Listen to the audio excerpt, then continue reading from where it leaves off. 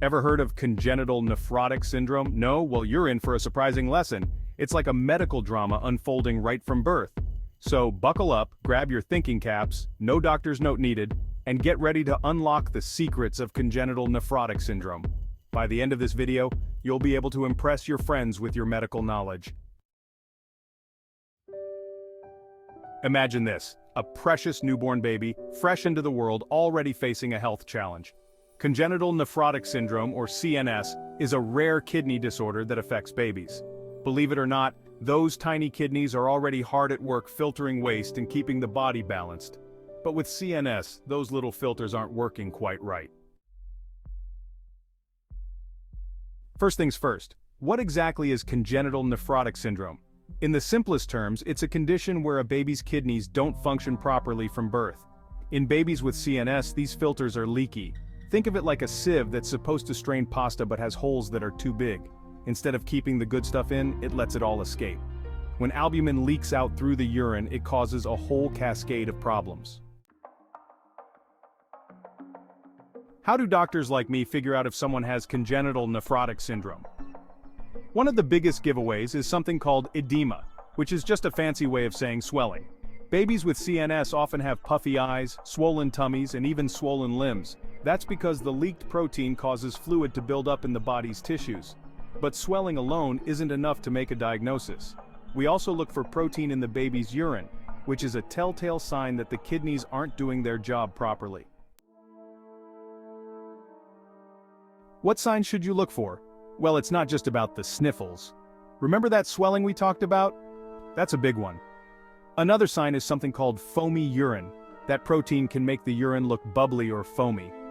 Babies with CNS might not be gaining weight as they should and might also seem more tired and fussy than usual. Now, let's talk about who this syndrome affects more and how common it actually is. The good news is that CNS is extremely rare, affecting only about 1 in 50,000 to 1 in 100,000 newborns. Some babies are more at risk than others, like those born prematurely or with a family history of kidney disease. But remember, this is just a matter of increased risk, not a guarantee. CNS can affect babies of all ethnicities and backgrounds.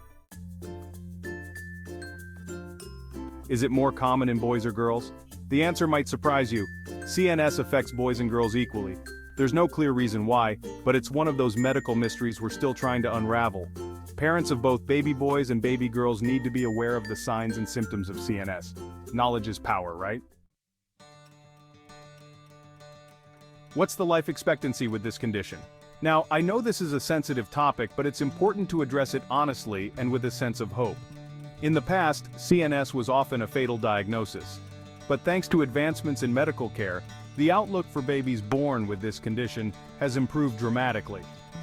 With early diagnosis and proper treatment, many children with CNS can live relatively normal lives.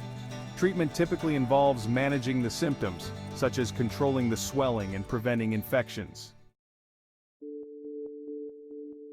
So, what have we learned today about congenital nephrotic syndrome? Well, we've learned that it's a rare but serious kidney disorder that affects babies from birth. It's caused by leaky filters in the kidneys that allow protein to escape into the urine. We've explored the signs and symptoms of CNS, from swelling and foamy urine to poor weight gain and fatigue. Most importantly, we've learned that while there's no cure for CNS, early diagnosis and proper treatment can significantly improve a child's quality of life. Remember, knowledge is the best medicine. Well, besides actual medicine, of course.